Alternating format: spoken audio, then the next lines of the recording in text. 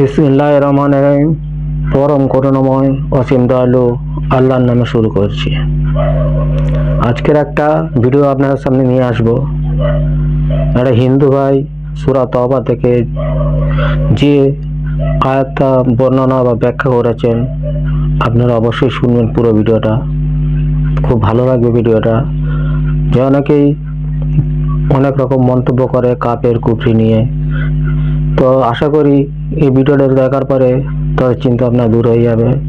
যেহেতু আজ জুম্মার দিন, সূরা জুম্মার একটা আয়াত পাঠ করছি, সংক্ষিপ্ত আয়াত পাঠ করে ভিডিওটা চালু করছি।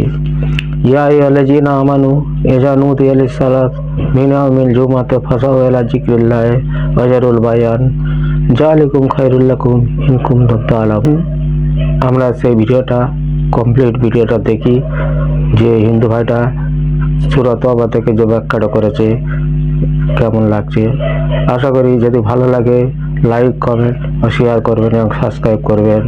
ইসলাম ধর্মগুরু মোহাম্মদ সাল্লাল্লাহু আলাইহি সাল্লাম একজন খুনি এবং তিনি তার অনুসারীদেরকে খুন করতে বলেছেন। যদি তাই না হয় তাহলে কেন কোরআনে অন্য ধর্মের মানুষদের হত্যা করতে বলেছেন? যাদের এই বিষয় নিয়ে অভিযোগ, আজকের ভিডিও তাদের জন্য। ইসলাম ধর্মের পবিত্র ধর্মগ্রন্থ কোরআনের সূরা আত-তাওবার 5 নম্বর আয়াতে স্পষ্ট বলে, তারপর এই নিষিদ্ধ মাস অতিক্রান্ত হয়ে গেলে মুশরিকদের যেখানে পাও সেখানেই হত্যা করো, তাদেরকে পাকড়াও করো, তাদেরকে ঘেরাও করো, তাদের অপেক্ষায় প্রত্যেক ঘাটিতে ওত পেতে বসে থাকো। কিন্তু তারা যদি তওবা করে, নামাজ প্রতিষ্ঠা করে, যাকাত আদায় করে, তাহলে তাদের পথ ছেড়ে দাও। নিশ্চয়ই আল্লাহ বড়ই ক্ষমাশীল এবং বড়ই দয়ালু। ঠিক এই আয়াতের জন্য সমস্ত মানুষ মুসলিমদেরকে হত্যাকারী বা বিশ্ব নবী সাল্লাল্লাহু আলাইহি সাল্লামকে হত্যাকারী বলে আখ্যায়িত করেন এবং সমগ্র মানুষ মনে করেন ইসলাম ধর্ম হত্যা করতে শেখায়। চলুন এই সূরা সম্পর্কে একটু বিস্তারিত আলোচনা করি। এই সূরা একমাত্র সূরা যে সূরার প্রথমে বিসমিল্লাহ বলে শুরু করেননি, কিন্তু এটা সত্যি এই সূরার 5 নম্বর আয়াতে স্পষ্ট মুশরিকদের হত্যা করার কথা বলা হয়েছে। এবার আসি মুশরিক কাদের বলা হয়। মুশরিক শব্দটি এসেছে আরবি শব্দ শিরক থেকে, যার অর্থ আল্লাহর সঙ্গে কাউকে শরীক করা। অর্থাৎ ইসলামের প্রাথমিক যুগে মক্কার কুরাইশ বংশের যারা মূর্তি পূজা করতেন তাদেরকেই প্রধানত মুশরিক বলা হতো। তবে তারা বিশ্বাস করতো আল্লাহ সৃষ্টিকর্তা, কিন্তু তাদের ধারণা ছিল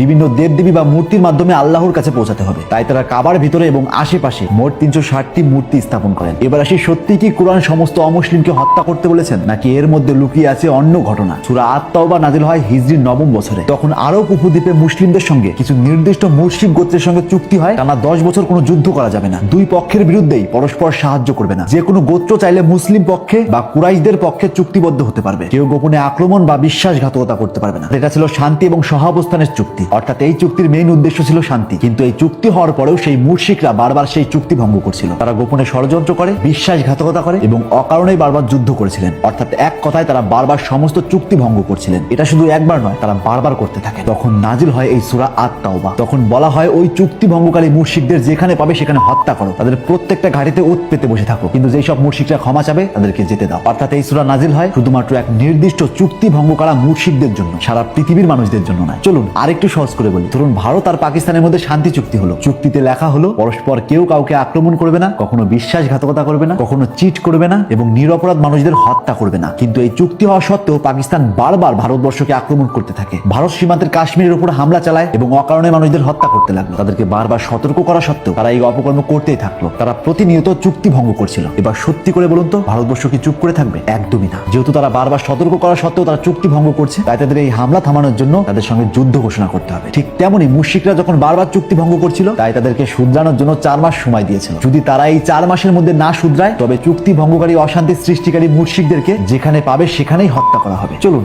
আর একটা উদাহরণ দিই। ধরুন একদল ক্রিমিনাল যারা প্রতিনিয়ত অপকর্ম করেই চলছে। প্রশাসন তাদেরকে বারবার সতর্ক করেছে, তবুও তারা কোনো রকমের বদলায়নি, বরং অপকর্ম বেড়েই চলছে। একটা সময় পর পুলিশদের সঙ্গে তাদের চুক্তি হয়, তারা আত্মসমর্পণ করবে, কিন্তু এই চুক্তি হওয়ার পরেও তারা বারবার অপকর্ম করতেই থাকে। এবার বলুন এই অপকর্ম থামানোর জন্য পুলিশ কি করবে? নিশ্চয়ই পুলিশ তাদেরকে যেখানে দেখবে সেখানে ইনকাউন্টার করবে। ঠিক ওই সূরার মাধ্যমেও ওই নির্দিষ্ট জাতি মুশরিকদেরকে সতর্ক করেছিলেন, যাতে তারা আর অপকর্ম না করে শান্তি নিয়ে আসে। অর্থাৎ এখান থেকে জলের মতো পরিষ্কার। কুরআন বা মুহাম্মদ সাল্লাল্লাহু আলাইহি সাল্লাম কখনো নিরপরাধ মানুষ, হোক সে ইহুদি বা হোক সে মুশরিক, তাদেরকে কখনো হত্যা করতে বলেননি, বরং তিনি সমস্ত মানুষকে ভালোবাসতেন। যদি মুসলিম ধর্মগুরু মুহাম্মদ সাল্লাল্লাহু আলাইহি সাল্লাম সত্যিই মানুষকে না ভালোবাসতেন, তবে সূরা আল কাফিরুনের 6 নম্বর আয়াতে কেনই বা বলবেন তোমাদের ধর্ম তোমাদের, আমার ধর্ম আমার? সূরা আল আনামের 108 নম্বর আয়াতেই বা কেন বলবেন তারা আল্লাহ ছাড়া যাকে ডাকে তোমরা তাদের গালি দিও না, তাহলে তারা অজ্ঞাতবশত আল্লাহকে গালি দেবে। এবং সহিহ বুখারীর এক হাদিসে পাওয়া যায় যে ব্যক্তি কোনো অমুসলিম নাগরিককে হত্যা করবে সে জান্নাতের সুগন্ধও পাবে না। আর এক হাদিস থেকে পাওয়া যায় এক ইহুদি বালক অসুস্থ হলে নবী করিম সাল্লাল্লাহু আলাইহি সাল্লাম তাকে দেখতে যান। এবং আর এক হাদিস থেকে পাওয়া যায় যে ব্যক্তি কোনো অমুসলিম নাগরিককে হত্যা করে আমি কিয়ামতের দিন তার বিরুদ্ধে বাদী হব। অর্থাৎ এখান থেকে স্পষ্ট নবী মুহাম্মদ সাল্লাল্লাহু আলাইহি সাল্লাম অন্য ধর্মের মানুষদের খুব ভালোবাসতেন। আর যেই আয়াত নিয়ে এত বিতর্ক,